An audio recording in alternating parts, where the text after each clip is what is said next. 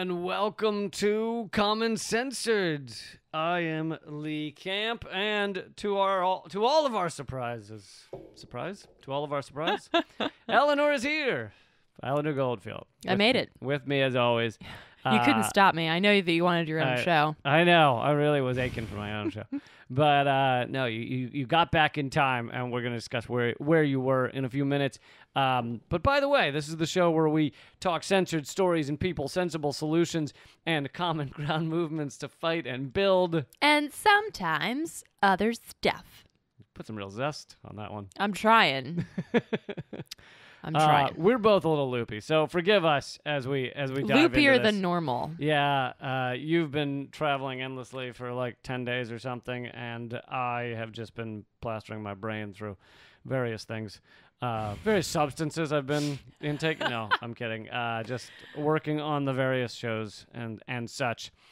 So we hadn't planned to cover this because we didn't know it was going to happen, but Max Blumenthal, who is a journalist, you all probably know him either from his writing at the Gray Zone or his books like Goliath or Management of Savagery, or the fact that I've had him on Redacted VIP probably 3 or 4 times.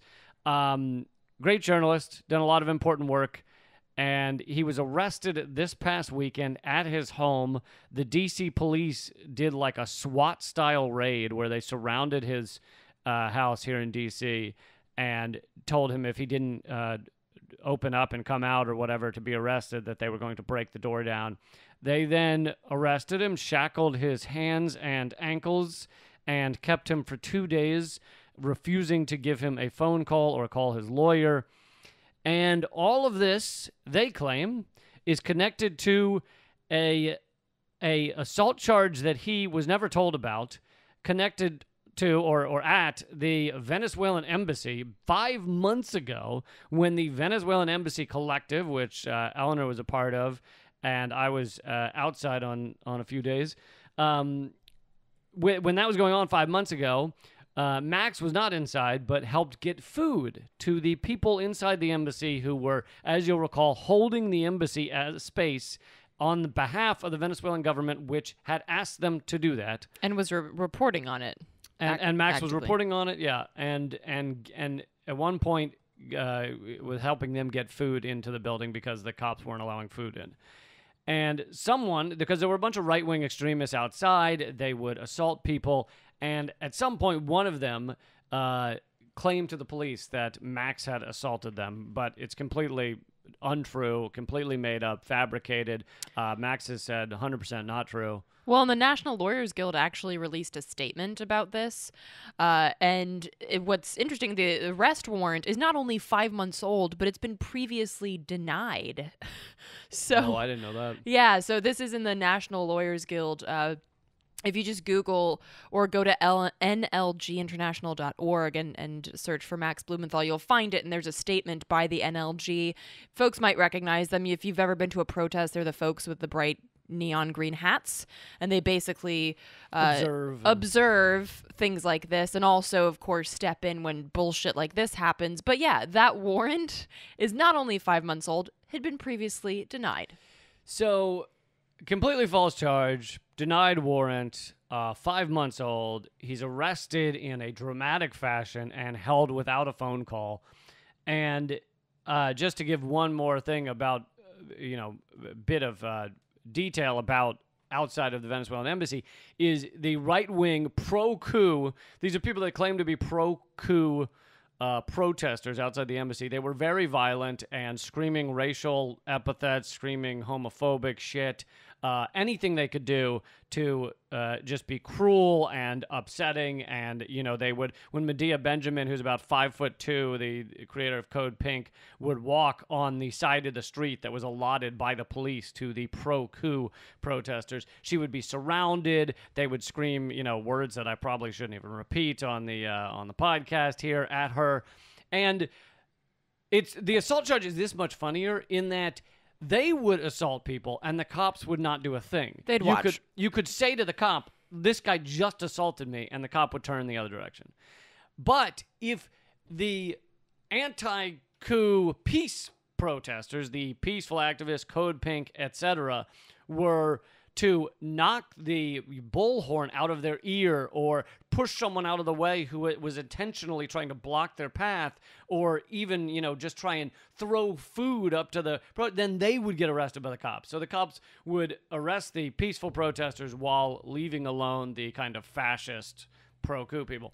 So all of this is to say, Max is arrested on these completely false charges, and it seems without a doubt to have to do with his reporting, that the Gray Zone has been very successful. I would argue the most successful American outlet at reporting on the coup regime, Juan Guaido and the others that have been trying to overthrow Maduro in Venezuela, reporting on the U.S. connections to all of this, and the individuals involved. And the biggest story that they had recently was they actually got, I can't remember his name, starts with I think it's Houseman maybe. They actually got him to resign as the economics minister of the coup regime. Now, this coup regime pretends they're the government of Venezuela when they're not. They have no power, but they like to say they do.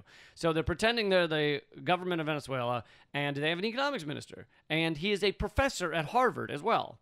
And Anya Parampil, who works at the Gray Zone, wrote a couple of articles showing his corruption, his connections to oil and gas, the fact that he's an economics minister for a coup as he's a professor at Harvard. She contacts Harvard and says, "Are you okay with this?" Harvard doesn't respond, but obviously went to him and said, "What's going on here? Are you really an economics minister for this coup going on in Venezuela?" And he then clearly had to make a choice, because the following day he resigns as economic minister to keep his job at Harvard. So this was a big deal. I mean, this is a media outlet getting one of the coup planners to, step away from the situation. And a few weeks later, Max is arrested. Well, and also something that's noted in the I don't know why. Oh, we warned them. I keep saying LNG because I've been doing a lot of tours of fracking sites in fucking West Virginia. LNG is bad. NLG is good. So the National Lawyers Guild. I thought algae was the kind that lets off oxygen. Well, exactly. NLG is good. So the National Lawyers Guild also noted in their press release about this that it says, "We join Blumenthal in noting that his arrest took place hours after the Gray Zone issued a report on USAID funding to lobbyists for the Venezuelan opposition." So this This piece went up on Gray Zone October 24th, which I guess is the same day that he was. I don't even want to say arrested. I want to say fucking kidnapped, because arrested suggests that you've done something wrong. Right. Although I guess people get arrested for mostly stupid reasons in this country. The title of the Gray Zone Project's article is "USAID funds salaries of Venezuelan coup leaders to lobby U.S. politicians for regime change." So, I mean, and we can go into the rabbit hole of what USAID is. I know we talked about it on the show before, but there's a lot of intense and important information on the Gray Zone's website, which is thegrayzone.com. But basically, just to back up what you were saying, Lee, that this all happened right around the same time that Max and the folks at the Gray Zone Project are putting out a lot of information, not just on Venezuela, but as you also noted when we were talking about this, about other foreign policy issues like what's going on in Syria and the Middle East. So it really shows not just that the Gray Zone Project has power with regards to this Venezuelan minister, but they're getting the word out about the empire in general, and that is scary. Yeah, I think that they are actually incredibly threatening to our kind of ruling elite, our ruling power structure, because they are an independent media outlet, whereas, I can be maligned as RT, it's, Russian, and all this bullshit that's said about me, or just the fact that I'm a comedian. I think that makes them a little less worried about me. But the Gray Zone is an independent project, not connected to any government or any outside funding. And it's been very successful, and it's done a lot of impressive reporting. And like you said, this latest article, so USAID is a government organization, a U.S. government organization that claims to just help, right? It's got aid in the title. It's just helping other countries. But in fact, it is design. I mean, the entire design of it is to create coups in other country and make it look like America is hands off. So the fact that they're revealing in this article that USAID is funding the salaries of Venezuelan coup leaders is pretty incredible. USAID is the subheadline. Is diverting $41 million from aid to Central America to pay the salaries of Juan Guaido's team as they work to influence policy inside the U.S. So this is a direct connection of millions of dollars between USAID and this coup that they're trying to create in Venezuela.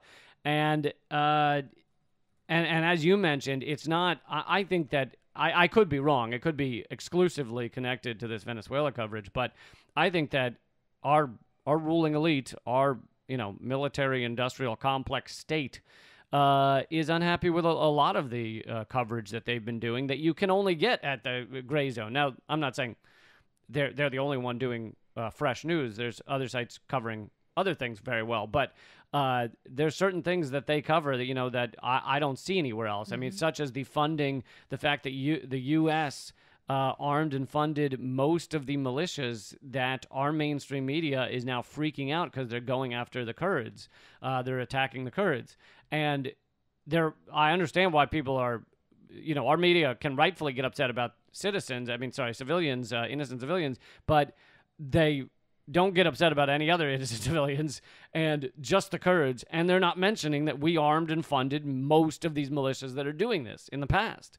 So it's incredibly harmful to the kind of ruling, ruling power structure to have this truth revealed. And, another person who was incredibly effective at revealing the truth of our empire was Julian Assange, and we see how well they've treated him.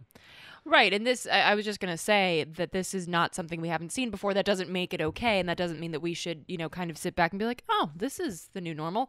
But, folks might remember when the whole Snowden thing was going down, Glenn Greenwald and Laura Poitras were consistently harassed and, surveilled. And, Laura Poitras could barely get back into the country because they held her at security for so long. Well, I was going to say, when we say harassed, we don't mean, people yelling cunt as they walk by. No, I mean, we mean with like, the potential to destroy your life harassed. Yeah, we mean like held for hours or, sometimes days.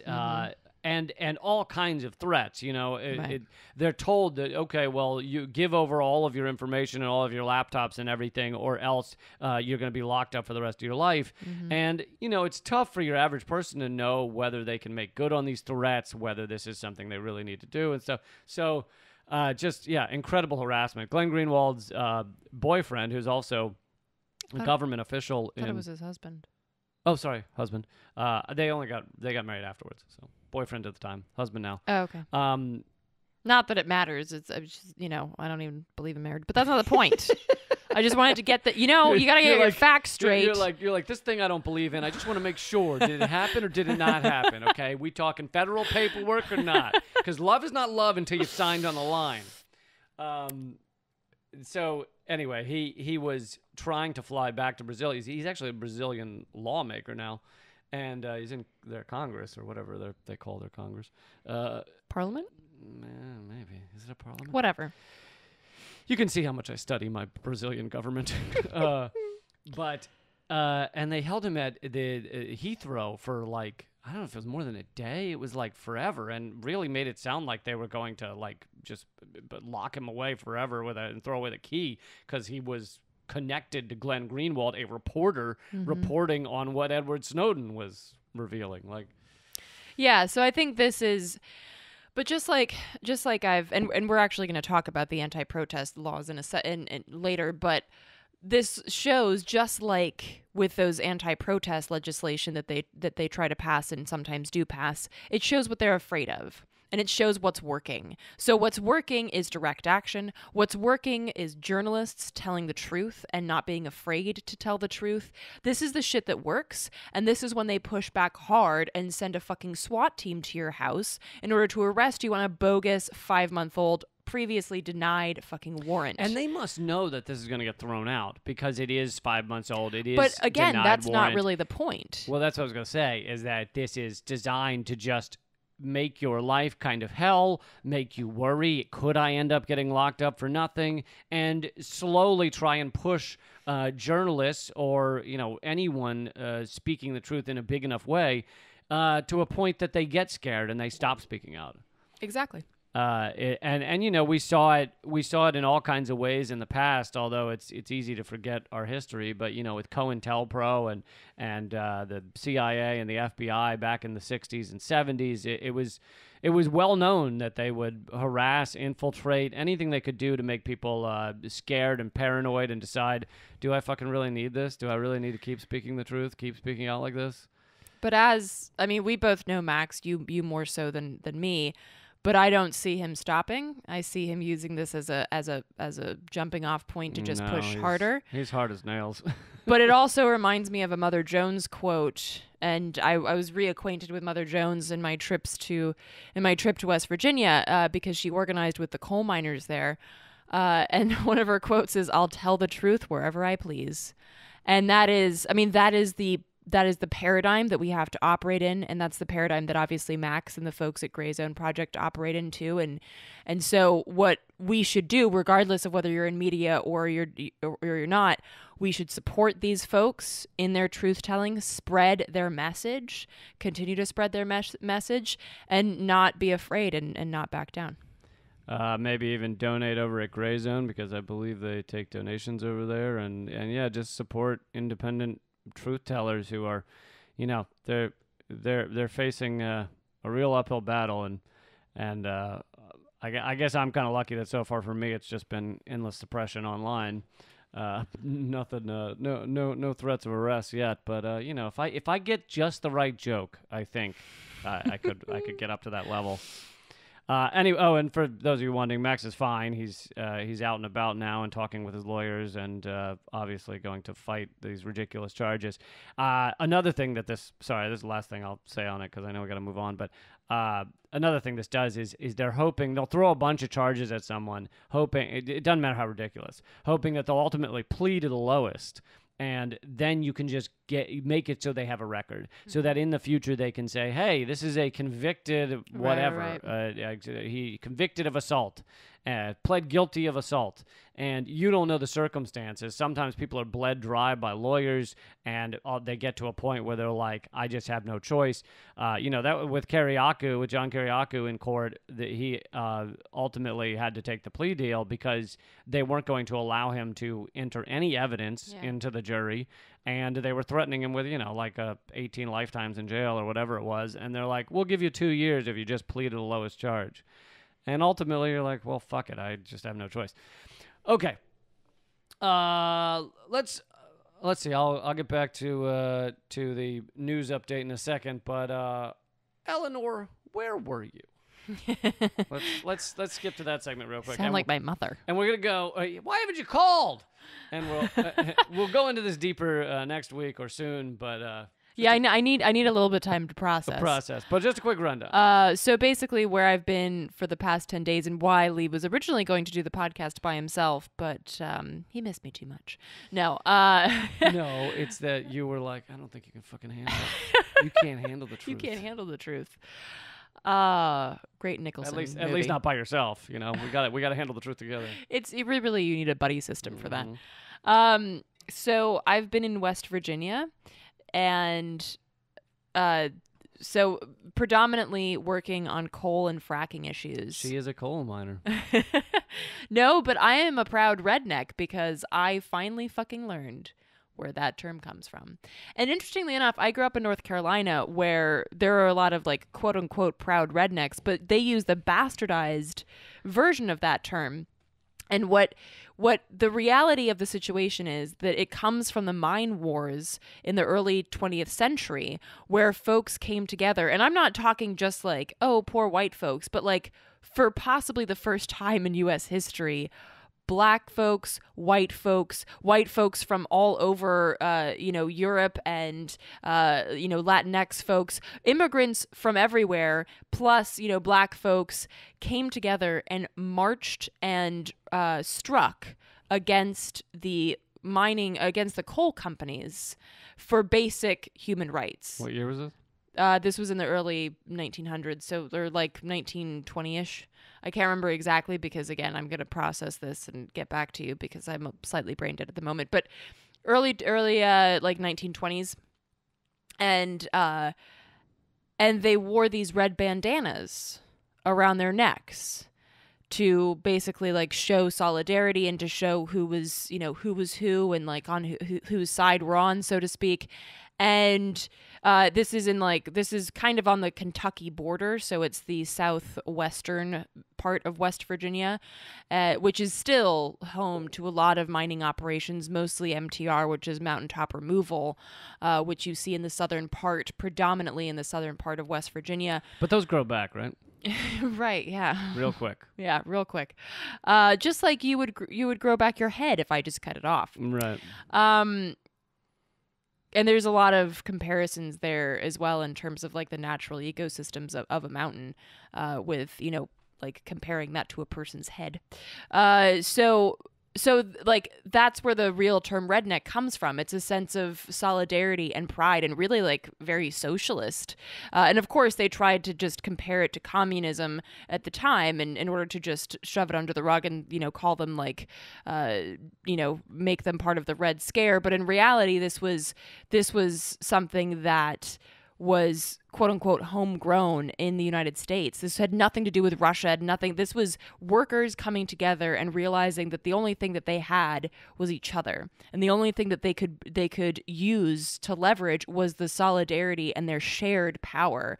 And that's where the term redneck comes from. It's a sense of pride in your work, a sense of pride in being a worker, and a sense of fuck you to the owners of these mining companies who basically owned these people because of the way that it was structured back in the day. And I can go into more detail about like the scripts and the company store and all of that on another week. On the next one, yeah.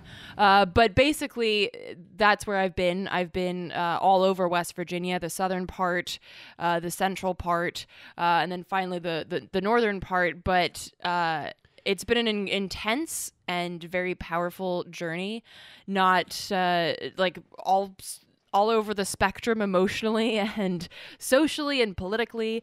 It's been very intense, but I really look forward to sharing the images, the video, and the stories that I was able to collect while I was there. Everybody keep an eye at Act Out because and also Eleanor's show, because she will be showing video and images from the trip. So yeah, and anything that I put up will be you can find via artkillingapathy.com. So, okay, let's get into some quick updates about what's going on around the nation. That the quick news hits. Now, I don't normally get into we try to avoid the horse race. We try to avoid the horse race as much as possible, folks. It's okay. I've already forgotten what I just said 5 minutes ago. So I've been meaning to tell you actually didn't show up for the first part of the podcast. You were in another room. So. Oh, I wasn't saying any of that out loud? No, shit. Nothing out loud, yeah. Welcome to the show. I try to avoid the horse race a lot of the time until we're actually in the midst of it, because you shouldn't talk about this shit for 2 years. But a poll came out, and these polls can be bullshit some of the time, like when CNN's only talking to people over 50, or when CNN only calls landlines, because which is essentially the same thing, because does anyone under 50 actually have a fucking landline? I don't know if anyone under 80 only has a landline. Yeah, so CNN did a poll of people with rotary phones and found that Biden is killing it. You know what's sad is that there are people listening to this that probably don't know what a rotary phone is. It's the phone where never mind. You Google it. You stick your finger in a hole. Don't try it at home, folks. Don't try it at the home. Don't try it at the office either. That's even a worse idea. Don't stick your finger in the hole at the office. Anyway, a new poll came out showing Bernie Sanders is winning in New Hampshire, despite the fact the media likes to pretend he doesn't exist. He's winning by, I think, 2 points over Elizabeth Warren, and they're kind of somewhat neck and neck. And then Biden is down at 9%. Now, New Hampshire, this tiny state, matters because it is the second state of the primaries, and often candidates that don't perform well in the first, three votes, first three primaries, will often drop out or, basically just they becomes pretty hopeless because the media is not talking about them. They aren't getting the money. People that were donating could tend to abandon them. So, when I say that this will be decided by about 12 people in Iowa and New Hampshire, that's why I say that. And so the fact that Bernie Sanders, despite the fact that media never talks about him, despite the fact that he had some sort of heart troubles, maybe a heart attack, I don't know, they call it different things. They clearly want to call it a heart attack. The media does. And is still going, and had the largest rally, had brought in the most money, had the largest rally of the entire presidential campaign so far in New York City, and is winning in New Hampshire. I think that our ruling elite have got to be pretty nervous. Well, as they should be. I mean, and this is the same thing that happened last time, right? He was like the fucking Rolling Stones. He was like selling out stadiums of people that just wanted to hear him speak, and not selling out, but people coming to see him speak. And this is why, again, and I'll say this, I know that I mentioned this before, but the Democrats are going to do exactly what they did last time, except now they have more tools. And I believe you've had Nick on your show to talk about this. I've had Nick Brandt on my show, where he goes through a slideshow that he put together that basically shows how the Democrats did this last time and how they're going to do it again. And he ought to know because he worked on Bernie's campaign in 2016. As like a high level person. Yeah, pretty high level. So when he goes through like the new tools that the Democrats have to steal this from Bernie. So really what we have to be looking at now is, and it's not that we shouldn't be happy that Bernie's doing well, but we have to look ahead to see because we know what the Democrats are going to do. How are we going to respond this time? Mm-hmm. Because if we just roll over and say, well, I guess that's that, we're stuck with Trump for 4 more years, then the Democrats have not learned a lesson. We don't get any, brownie points for having, supported Bernie before the primaries were stolen from him again. What is our ultimatum when they steal it from Bernie again? And as with many things, it's going to come down to people power, which is not very strong in the U.S. right now. But yeah, compared to other places. Compared to other places, which we'll get to that as well. But but there is some strength showing up, bubbling up, like in the strikes that have been happening, the GM strike, the teacher strike in Chicago. Mm-hmm. So there is some signs of life out in for sure across our country. And but yeah, let me just get to that real quick as a quick update. There are massive protests happening around the world. Ecuador, Chile. In Ecuador, the president, Moreno, had to flee the capital. And then ultimately, and there is some debate as to whether this is as big a win as it seems, but ultimately backed out of the IMF. He had signed a deal with the IMF, International Monetary Fund, which is, basically another version of the World Bank. And to take over $4 billion from them, and $4 million, we scoff at that. $1 million. Yeah.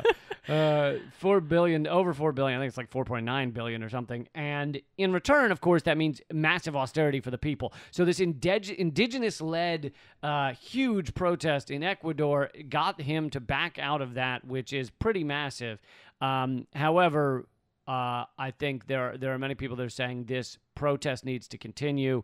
They need to not go home just because he gave them one promise, and really kind of continue to take back their country. Mm-hmm. In Chile, people are standing up in a large way, and for the first time since Pinochet, they've got military cracking down on the streets, going after protesters. So that's another big one. Lebanon, Iraq. The list goes on and on. Even 1 million people showed up in London recently. So Obviously, the French yellow vest, and all these things are fairly connected in terms of what people are dealing with, right?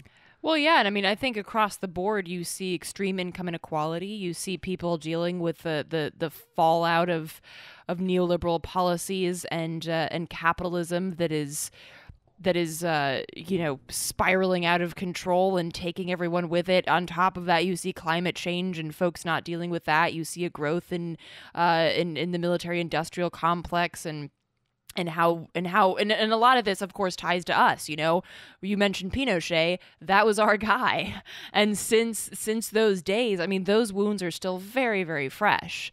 And since then, you've just seen a wave of neoliberal policies in Chile. And people like to talk about, like, oh, it's over. That whole military regime is over. But it's not. Those echoes continue. And so I think that a lot of these issues are the same.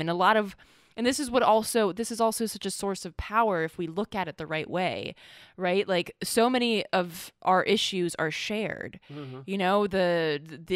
You just have to look at how the cops or the military is responding to these things. It's so clear that in all of these places, the cops and the military serve and protect the ruling elite. This is our shared solidarity as the people. We are being continuously and even more oppressed than we ever were before. And we need to look past, I think this speaks to what you're saying. We need to look past nationalism and realize that we have more in common with the average people in these countries than you have in common with the fucking ruling elite who don't relate to the average human beings at all. Yeah, exactly. And I think there's a quote by the Iranian filmmaker, I can't remember her name, but she has a quote that... Angelina Jolie. There's a quote that she has... it's going to bother me Scarlett if I don't... Johansson. Hold on. I'm going to find it. Kevin Costner. You stop that. All right, moving on to the next Come story. back to me. Damn it. Oh, I was going to move on to the next story, but... No, do it. Oh, really? You want to... You'll be hearing from me again. Cut off her mic. No, cut it off. Cut it off, producer who's not here. Quick update on another major news Marjane Satrapi. You were just waiting for me to get going, weren't you? No, I wasn't. Okay, so she is a brilliant filmmaker, and she has several films, but it's always good for a filmmaker to have. There's one films in particular that talks about the Iranian Revolution and her time there growing up as a child, and it's fucking brilliant and it's beautiful. And she has a quote that speaks to this. But the difference between you and your government is much bigger than the difference between you and me. And the difference between me and my government is much bigger than the difference between me and you. And our governments are very much the same. And I think that speaks to exactly what you were talking about, Lee, this idea that, like, we are separated by these arbitrary borders, but in reality, the people, and this is going to sound kind of Marxist, but it really is, the people are all suffering under the same global capitalism. We are part of the working class. We are the 99%, and that is a global problem. By definition, exploited by the system. Right. And so there is a necessary connection between us, and we have to recognize that and not see that as, oh, that's their problem over in Chile or that's their problem in Lebanon. It's like, this is all of our problems because we are all suffering under the same system. Right. And although it may manifest itself differently and maybe much worse in certain countries, if you look at like what they're standing up and getting furious about in Iraq, where we installed a government that has done nothing for the people and they continue to struggle, and things like not having electricity or clean water and stuff, it's like there's places in the U.S. that are struggling with not having clean water, a lot of them. The lead is in the water, not just in Flint. And so these type of problems are happening in many, many countries because we're we are basically in a late-stage capitalism world in a lot of ways. Well, and I think you also bring up that important point that it's not to say that we have the same experiences, right? Because you could even look at the so-called United States and you see that the people in the southern part, even in West Virginia, the coal miners in the southern part of West Virginia have nothing in common or very little with the folks who live around Harper's Ferry in the northern part of the state. Compare that to the folks who live in the bayous. Compare that to the folks who live in Sonoma County that's now on fire. It's like these people have totally different life experiences, totally different needs, but their stories in terms of being part of the oppressed masses and the working class, this connects us regardless of whether our life experiences are different, our cultures are different. So yes, my experiences are very different than, this Iranian filmmaker's, but we are still part of this, working class and part of the class of people that suffer under the U.S. empire. Well said, well said. And it's funny because we're told by our mainstream media that all we should be talking about and worrying about right now is Trump's impeachment.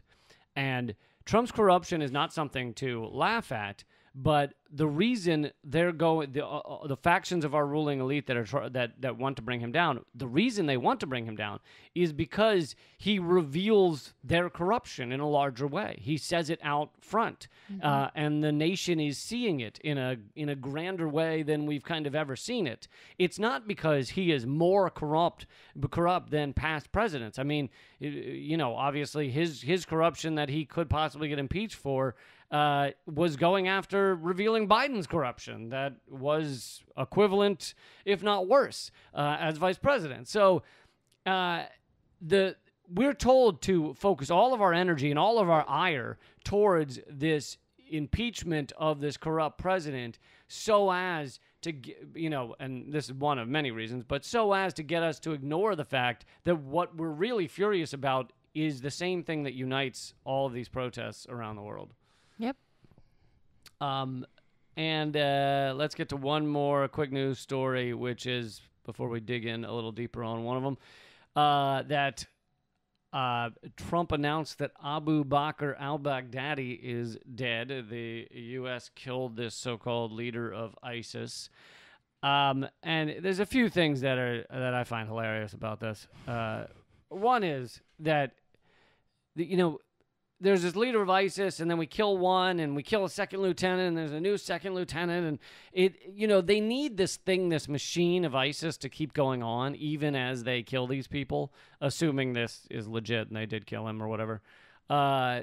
So every once in a while they'll celebrate, we killed this leader, we killed that leader, but ISIS is carrying on and it keeps going, and it's because they need it to. They need a grand bad guy to justify our empire being in these countries. I mean, right now, to fight the war on terror, you need terrorists. Exactly. I mean, right now, why is the mainstream media is saying, and the Democrats and everything are saying, Trump can't possibly pull those troops out of Syria because we have to fight terrorism, and we've got to. The ISIS is going to win if we withdraw our troops.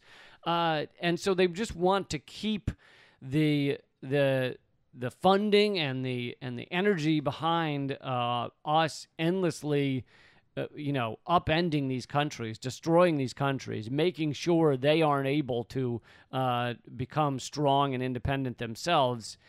And another thing, which this actually again comes from a Gray Zone article, which I think again is why they want the gray zone to stop. Mm-hmm. The headline is, by protecting Syria's Idlib, the U.S. created a safe haven for Baghdadi and ISIS. And it's by Dan Cohen, who is also a great journalist at Gray Zone. And basically, we helped protect the area that ISIS was using as a safe haven for several years now. And in a similar way, we helped fund and arm many of the militias that ultimately end up in the ranks of ISIS.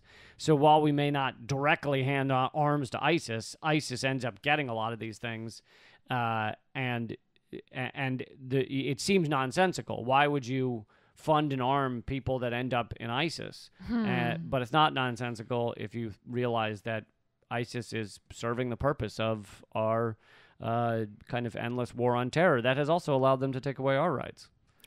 Yeah, and I think we just said this last week, but I'll say it again. It's like your old joke about losing a game of solitaire, because the CIA is funding this group of fucking extremists, and then the Pentagon's funding this group of fucking extremists. But hey, you never have a shortage of extremists either way. I kind of recreated that joke for this past episode of Redacted Tonight, because I was talking about us funding these militias and fighting them. And I said it's like you're yelling to a police officer that you were just assaulted and someone grabbed your dick, and you never mention that it's your own hand. You're standing there. That's uncomfortable. They fucking grabbed me. That's what we're doing right now with as we yell about the militias that are invading Syria from Turkey when we helped fund and arm most of them. Amen. Okay, let's get into Teamsters.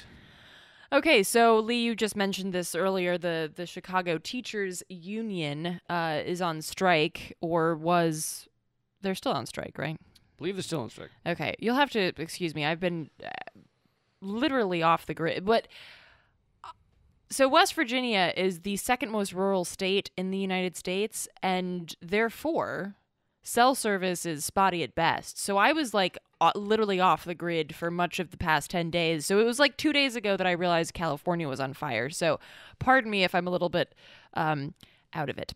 Anyway, I wanted to talk about this story in particular. I'm sure everyone feels so bad for you. They're like, you got away from it all for... Oh, well, not really. Poor you. I wouldn't say wandering around fucking mountaintop removal sites is getting away from it all, but it's getting away from some of it. From Trump. No, because everyone there is talking about, Trump said he'd bring back coal, but that's bullshit. Oh, they're wearing MAGA hats. Some of them, but there's some...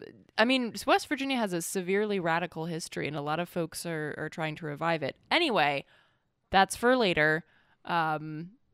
We have to eat our veggies first. And so I chose this story. It caught my eye because, again, it really highlights the need and the power of solidarity. So the Teamsters Union announced that they won't deliver across the Chicago Teachers Union picket lines. And basically the Teamsters Local 705... Ooh, wow. He basically the Teamsters Local 705 in Chicago refuses to cross the picket line, which basically means that they refuse to break ranks in the strike, so to speak. Right. So basically, and this is when unions really get power, is when multiple unions decide to help each other out. The Chicago teachers or many of them are striking, but if you found enough, say, substitute teachers that are not in the union to continue to work, the government in Chicago could say, all right, class is continuing, students go to school, and it helps them break the strike because the kids keep going to school, the teachers seem to be redundant or not needed, and it helps them break the strike. But if the Teamsters aren't delivering, I assume this is food and things, to the schools... Well, doesn't matter if you get substitute teachers. Well, so the local that represents about 17,000 workers, this Teamsters local union, including UPS drivers in Chicago, said that they wouldn't be crossing the picket lines that are manned by teachers. So these are, delivery trucks that are delivering, whatever the fuck UPS delivers. So it could be anything. This is, these are packages that have, like school supplies, or they have, whatever these trucks are delivering. And so this is a huge show of solidarity. This is some like almost 20,000 workers that, are saying, no, we're with the workers here. We are not going to cross this picket line. We are going to stand in solidarity. And the secretary treasurer of a local, Juan Campos, said that, quote, "We stand behind the teachers union 100% and believe they should fight for every form of benefits and relief for the children that they are seeking." And so with that also, it shows solidarity with the kids. And again, like, this shows the power of teachers' strikes, that they're not just about teachers. They're not just about the teachers' own benefits, but they're about giving your kids a better fucking education, which in this country has been taking a fucking nosedive for the past few decades. So, that really struck me as a powerful move of solidarity, and a very, very important one as well. Yeah, I mean, I think this really just does speak to solidarity, which seems to be the theme of the show. In that, unlike other shows, in that if workers like work together and decide, like, realize that they're kind of in it together. You know, we've been so carefully separated and in our lives, in our homes, in every way, that it makes it just that much easier to control us. And so when you have these groups, whether it be unions or people grouping together otherwise, standing together, it becomes very hard for the tiny number of people that administer the state, the laws, the systems to keep going without treating people better. Yeah, and also, just a heads up, Unicorn Riot has some really good reporting on the Chicago Teachers Union strike. For those of you who've never heard of that, yes, they're called Unicorn Riot. And they're fucking awesome. It's a media outlet. They do a lot of frontline reporting. They did, you might remember them from Standing Rock, because they did constant reporting and updates from the ground there, along with other ones, but that kind of catapulted them into the national spotlight. But they have a report that was most recently published on Monday that talks about how no deal was reached over the weekend, and how, of course, the mayor is blaming the teachers for no deal being reached, as opposed to it, being the fucking system's fault. So they have some great reporting on that as well, if you want to check that out. Yeah, and they, like many independent outlets, are being heavily suppressed online, so you might not see them. You might not see them on your Facebook feed as much as you used to, and so it kind of becomes our job as citizens to seek out the information rather than just rely on the Facebook feed to shove it in your face. Definitely. So, let's see some quick things real quick before we keep going. You can get all of Eleanor's stuff at artkillingapathy.com. Our show is at patreon.com/commoncensored. If you feel like you've gotten anything out of the show, and we're not done yet, we're going to keep going, but if you feel like you're getting something out of this show, please go and become a member at patreon.com/commoncensored. We are entirely funded by you. There are no outside funders. There's no ads. There's no commercials. There's nowhere this is sold. It all comes down to patreon.com/commoncensored, and whether you feel like you want this show to keep going. So please do that. Also, as we've said, we are heavily suppressed on these social media platforms. So please join our email list, because that's probably the best way to keep finding out. You can either you can sign up at the side of my website, leecamp.com, or you can just, in America, you can just text the word censored to 345-345. You just text that word to 345-345, and it gets you signed up to our email list. Review us on iTunes, and let's keep it going with the lighthearted topic of California on fire. So, all of our other topics are super lighthearted. I thought we've kept it very light. Oh, you did? I thought it was really a Disney show up till now, but now it's getting ugly. No, obviously what's going on in California is horrifying, and we don't need to tell you all the details. You guys know millions of people without power because they're turning out the power to try and create fewer forest fires, but that hasn't stopped many of them, which are ripping through many parts of California. And this is the third year in a row. And in fact, last year I did a segment on how the year before that, our media in 2017 goes, oh my goodness, fires for the history books in California. And there was no mention of climate change. Many of these reports this year also don't have any mention of climate change. And I said in 2018, guess what? You got to stop calling it a year for the history books when it's every year now. And literally, this is the third year in a row with hundreds of fires. Over the past 3 years, something like 150 people, maybe many more, but that's, I think, the official number, have died in these fires. You have millions of people, like I said, without power, which is going to become the, I hate the term the new normal because it makes it sound okay, but the new regular is going to be shutting off the power to millions of people, which upends their lives. And my point that I haven't heard talked about, which is what I'd like to hear talked about, is this is impacting everyone in a large way and destroying people's lives. At what point do we treat this the same way we treated 9/11 the following days? Like, everything shut down, and we turned and we cared about nothing else, and we said this is a national emergency, and we need to deal with whatever the fuck just happened. And at what point do we say climate change is a national, and yes, international, but let's stick with the nation for the moment, national issue, and everything else you're doing in your life. National security issue as National well. security issue, which the Pentagon has said it's one of the top national security threats. National security issue, and everything else you're doing in your life. We're not saying you have to stop it, but it doesn't matter as much. Because that's what happened after 9/11. There was almost no one, I mean, I was still in college, but there was almost no one that I saw who was like, listen, yes, there's this 9/11 thing going on, but, you know, I got a book report, okay? Or listen, the Starbucks frappies aren't going to sell themselves.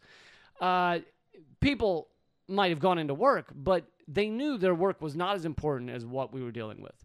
So when is climate change going to become like that? Because I argue it should have happened a few years ago. But well, like whenever the oil companies said, "Hey, First this thing, discovered it. climate change, you wanna?" Yeah, no, it should have happened a long time ago. But you know, and this is something that a lot of environmental groups and a lot of folks have pointed out, that, you know, you look at what happened during World War II. Our entire economy became a war economy, a wartime economy in a matter of months. that shifted, like, absolutely, holistically, from whatever the fuck it was doing. Plus new manufacturing plants and everything that were absolutely only focused on the quote-unquote war effort. And all of the men, and it was almost entirely men back then, dropped their whatever jobs they were doing and went to war, or a lot of them. And even all of baseball, okay? Even baseball changed. As And everyone's all of watching the women, World Series, you should know that, I mean, if you're dropping baseball to go fight a war, then this is some serious shit. And all of the women shifted their lives to pick up the lives that were the jobs that were being left by the men. So it's like you had just a massive change relatively overnight. And we are capable of it. But you need leadership, and you need people demanding it, and you need leadership that is going to say needs to happen. And instead, we have none of that. We have no leadership that's saying this needs to happen. We have fucking leaders saying we need to, stop driving as much. Well, and this is, and I know I keep talking, I keep giving you little tastes of what's to come about the West Virginia thing, but it's just because it's so fresh on my mind. I spoke to a former coal miner who's still a member of the United Mine Workers of America, and he said, you know, I'll tell you how you make environmentalists. You give a coal miner a job with solar panels or wind turbines. That's how you make an environmentalist. And you put food on the table. Well, and that's the thing. It's like environmentalists and these big NGOs want to just like storm into fucking coal mines or fracking plant or whatever. Storm, no pun intended. And basically try and degrade these workers and make them feel shitty for trying to earn a living. But it's like, those are not the people that you yell at. These are not the people that you fight. You fight the people, again, it's the class issue. You fight the people that are more interested in making a profit off of these workers than they are of actually having a livable fucking future. What you do is you institute, you demand, you do not falter, you do not back down, you demand and put into practice these renewable energy jobs, these sustainable jobs, and every fucking person working in those areas will become an environmentalist fucking overnight. And I know you and I have said this many times, but the idea that there aren't jobs in these things, there are jobs wherever we as a country decide there are jobs, okay? If you wanted our government, because let's face it, the military is the largest socialist organization in the world. I don't even know how many people it employs, and all of them, we just decided we're going to make these jobs for all of these people, bombing and killing and just living on a base, collecting information, surveillance. We're going to make all these jobs. And where are they all getting paid from? They're getting paid from our tax dollars. We could do the exact same with clean energy. We could say, guess what? We're going to fucking create millions of jobs with solar panels and wind turbines and fucking power the country. And, we're going to fund the switch to electric cars. We're going to do all these things, and we could do them quickly, okay? Look, I just found out this, whenever it was, I just found out that some people have the job. It's a fetish thing.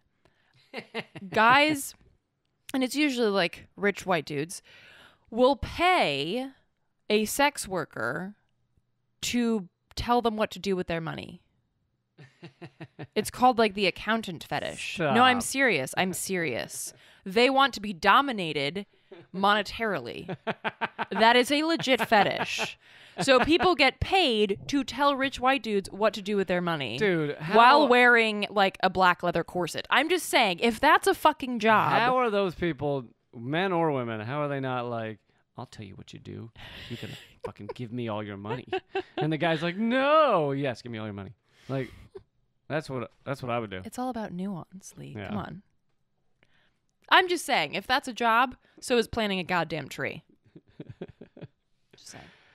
It's like there's a intro to an Immortal Technique song where he's really just talking, and he's just like, and don't tell me there's no fucking money or there's no market for informed rap, for informed hip hop. If you can find a market for chocolate cockroaches, if you can find a market for shit fetish videos, then you can find a goddamn market for informed hip hop or whatever, political hip hop. So it's pretty funny. Yeah, shit fetish. That is, that's a thing. Pretty funny. So a couple more notes you had here on climate action. Yeah, I do want to, because we're almost out of time here. So I just wanted to wrap up with one last good piece of news. We're ending on a high note. Stop it. That's not our style. You're ruining it. Now people aren't going to know what to expect. They're going to tune in. Exactly. They're going to get the wrong thing. Exactly. I'm just keeping you on your toes. So this just happened last week. South Dakota governor drops the anti-protest laws in settlement agreement with ACLU. It's pretty big. You've heard us talk about it on this show. I've also talked about it on my show. I think Lee, you've also talked about it on your show. These anti-protest or anti-dissent legislation has popped up across the country, drafted by ALEC, the American Legislative Exchange Council. These laws basically make it illegal to fucking protest and even be like kind of auxiliary attached to a protest by quote unquote, which is what South Dakota was looking to do, quote unquote riot boosting, which would mean that if you like retweeted someone saying, let's go get the fucking assholes at TransCanada, let's shut them down, you could be implicated for riot boosting. But not even, it didn't even have to be that harsh. You were using harsh language. It could be like, hey, everybody, go on down to the pipeline protest. I know, just like, because I would never tweet anything that sounded like that. But you get the point. But this is good news. This was not passed. This was dropped. How about every time a police officer calls in that more cops need to come to a protest? That's riot boosting right there. Yeah, no shit. So this was dropped, ironically, because people protested. So once again, folks, the power of dissent, the power of protest, the power of standing by your rights. I'm not talking about constitutional rights. I'm talking about fucking basic human rights. The power of standing by them and not faltering and not backing down. So this is great news. And yeah, that's... I'm glad we ended on a high note. You know? I like that. You're welcome. All right, everybody, we're headed over to patreon.com/commoncensored to do a little extra content over there. You can grab the extra content by just becoming a member at any level. And thank you so much for making this show and all of our shows possible. And you can email us topics or ideas, which we often do. Use your topics at commoncensored@protonmail.com. All right, until next time. Keep fighting. You were like to what? Dramatic pause. You wanted to wait me out? Yes, I did. Who's gonna flinch first? You flinched. Who's gonna flinch first? Act out.